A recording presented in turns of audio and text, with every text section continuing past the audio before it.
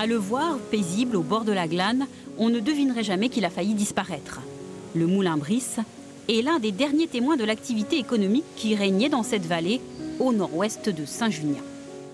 Là, c'est l'implantation d'origine du moulin Brice, qui allait jusque là. Vous voyez, il était tout petit. Le moulin Brice, appelé moulin Brissou, était un moulin à grains qui broyait du seigle, du blé, du chanvre. Il avait 3 ou 4 meules et il était installé au milieu du XVIIe siècle. À l'époque, la vallée de la Glane compte plus d'une douzaine de moulins. Très encaissé et difficile d'accès, le site est pourtant occupé dès le Moyen-Âge du fait de sa configuration géologique.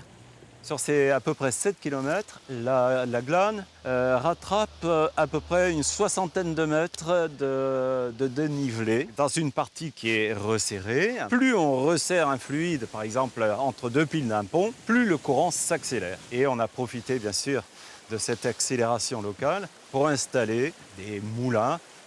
Le moulin Brice reste ainsi en activité pendant plusieurs décennies. Début XXe siècle, M. Pontet de Plan a fait l'acquisition de ce moulin et il a créé l'usine de feutre en laine de mouton. Il y a eu une extension et une industrialisation de la vallée et tous les bâtiments que vous avez autour de vous ont poussé progressivement. Le feutre est destiné aux papeteries qui entourent l'ex-moulin. Rapidement, l'usine se développe. Les ouvriers travaillent sur des machines imposantes comme cette cardeuse. Cette machine-là, imaginez un peu, c'est une des 3.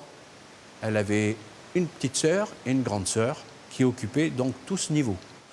Un ensemble comme ça peut peser peut-être 10 tonnes. Ici, planqués derrière cette cardeuse, des gens pêcheurs et astucieux ouvraient la fenêtre, balançaient une corde avec des hameçons, en venaient et en tiraient une anguille comme ça. À l'étage en dessous, on trouvait les métiers à tisser et le réfectoire. Il faut imaginer ici un ensemble d'aménagements pour qu'ils puissent ranger leurs gamelles. Il y avait une table de cette largeur, sur toute la longueur, et je pense qu'ils mangeaient debout. Il y a eu jusqu'à 70-80 employés. Ils ne mangeaient pas tous à la fois.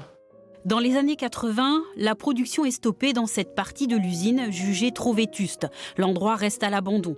En 2007, il doit même être détruit, mais c'est sans compter sur une poignée de passionnés. Nous l'avons acquis pour 1 euro symbolique pour sauvegarder le bâtiment. Après quoi, bien entendu, il fallait le mettre en état, le mettre hors d'eau. S'ensuivent d'importants travaux.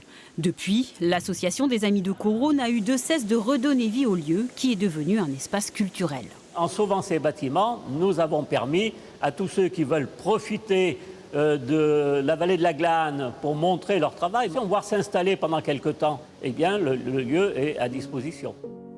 Ainsi, chaque été, le Moulin Brice accueille des festivals, des résidences, des expositions, à 2 pas de la Glane.